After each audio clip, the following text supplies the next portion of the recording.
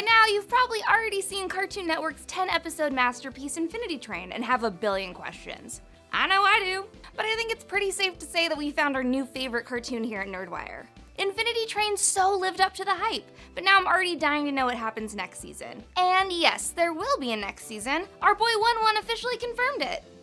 I'm Whitney Van Laningham, and today we're taking a look at what to expect for Infinity Train Season 2. Before we get started, I want to give a shout out to Super Nerd sponsor Kevin Brown. Thanks to our super rad sponsors like Kevin, we can keep bringing you sick vids, fun live chats, and more. If you want to support NerdWire too, check out the link to our Patreon in the description box and see if any of our donation tiers work for you.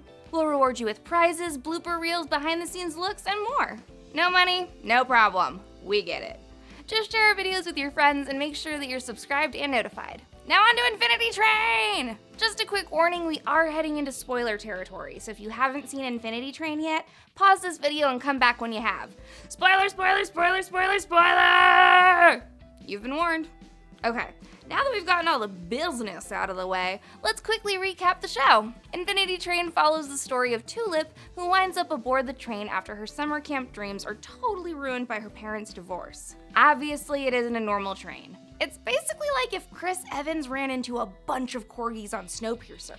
There's no safe way for Tulip to get off the train, as far as she can tell, so she spends her time hopping from car to car trying to find her exit. There has to be a way off this train that won't kill me. Okay, everything has rules. Even crazy things have their own logic. Along the way, she meets 1-1, a robot with the split personality of Marvin the paranoid android and a confused automaton version of John Oliver, Atticus, the fair, fearless king of Corginia, and the cat, a shady hoarder who can be just as helpful as she is dangerous. Tulip realizes that she has a glowing green number on her hand that changes as she goes through different experiences in each of the cars.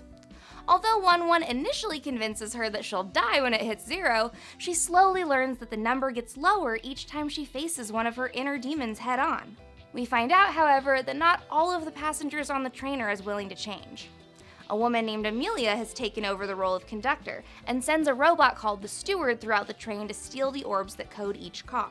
When Amelia and the Steward turn Atticus into a cockroach demodog monster, Tulip discovers that Amelia is using the train to run from her own past. After the death of her husband, Ulrich, Amelia becomes obsessed with building a train car in which she can recreate him. Luckily, 1-1 finds his mother, the train engine, and remembers that he's the original conductor.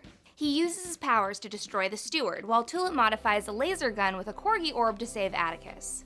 Amelia is forced to surrender, and 1-1 summons Tulip's exit door. After some heartfelt goodbyes and Infinity Train therapy, Tulip portals home to Wisconsin, where she gets to attend software programming camp 7 months later. Unfortunately, Amelia's glowing green number is immeasurably high, and it looks like she won't be getting off the train anytime soon. Goodbye, Amelia. I hope you get your exit someday.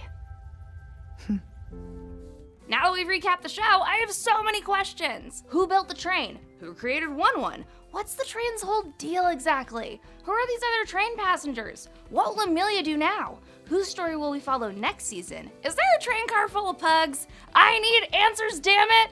But okay, let's calm down and go over what we do know about Season 1 so that we can lay out some theories about Season 2. We know for certain that time passes normally on the train thanks to an AMA with the show's creators, where they explain that time passes exactly the same on the train as it does in the real world, and that Tulip is on the train for a very long time. We also know there are an infinite number of cars with an infinite number of possibilities. And although its origin is a mystery, we can reasonably gather that the train appears to those experiencing painful changes in their life. We know that the train showed up for Tulip when her divorcing parents flaked and canceled her trip to software camp. And through Amelia's tape, we learn that the train appeared to her after the death of her husband. For someone like Tulip, the train can be a big help. Instead of spending her summer working on making her video game, Tulip spends a significant amount of time confronting the uncomfortable. When the cat traps her inside her own memory tape, Tulip realizes she's been creating false happy memories about her parents' marriage to hide from the painful truth, that her parents just aren't meant to be together. But instead of masking her pain, Tulip faces it head-on, admitting that the memories she created weren't real and actually changing the way she views her life and her family. On the other hand, the train can also be a detriment. Instead of using her experiences to grow beyond Ulrich's death, Amelia uses the wonders and technology aboard the train to stay stuck, My guess is that most of these people on the train's roster aren't changing either.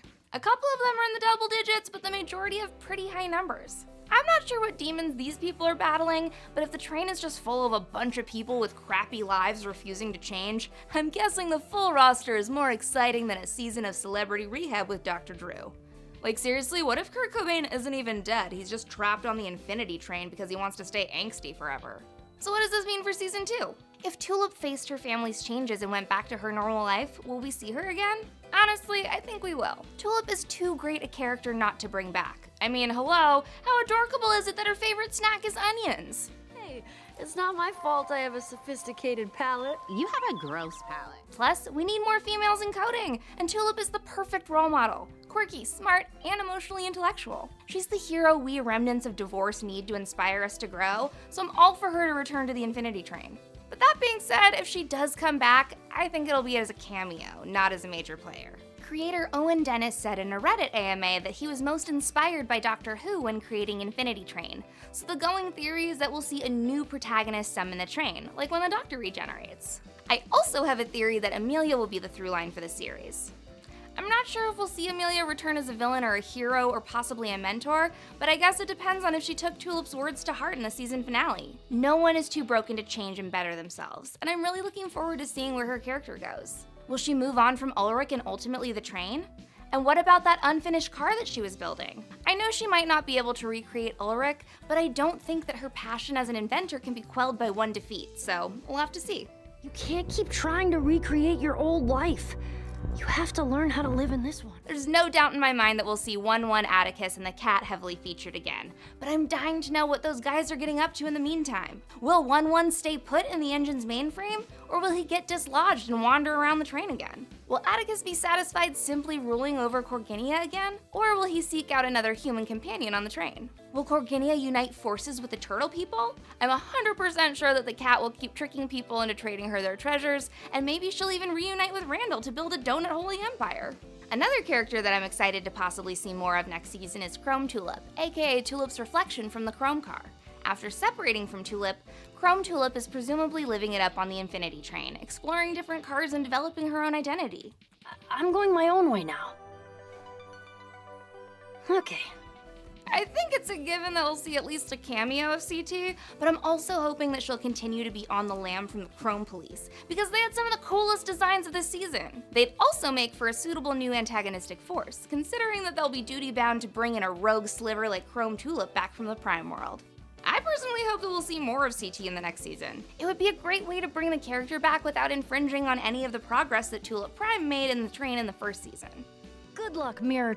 Well, good luck to you, whoever you turn out to be. Okay, now let's circle back to something I said a minute ago.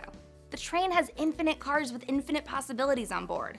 So what can we expect to see next season?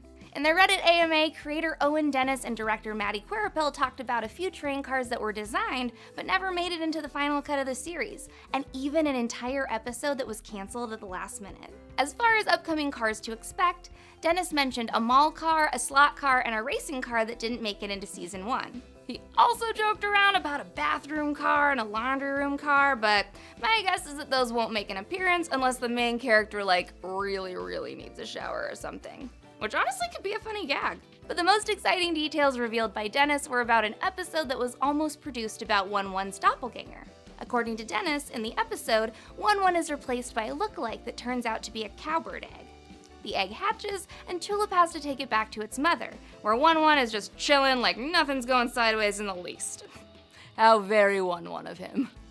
When Tulip asks the cowbird mom why she switched out her baby with 1-1, it whispers, "Sometimes things just happen." So hey, maybe we'll get a spin on this 1-1 egg episode. No matter what happens next season, it's safe to say that the dark tone of the show will continue. This season touched on a lot of heavy things.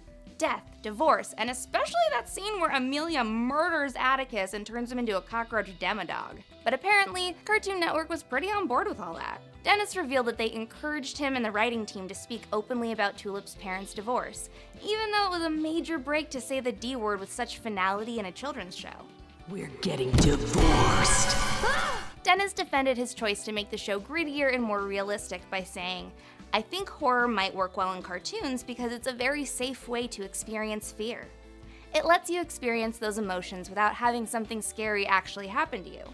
Kinda like roller coasters or haunted houses. Ultimately, Infinity Train is supposed to teach us a serious lesson. Make space in your life for change and growth, or you'll be stuck on a metaphorical train to nowhere. We'll have to see how this next season carries that message out, but I guarantee it'll be filled with corgis and robots and magic! What do you think season 2 of Infinity Train will be like?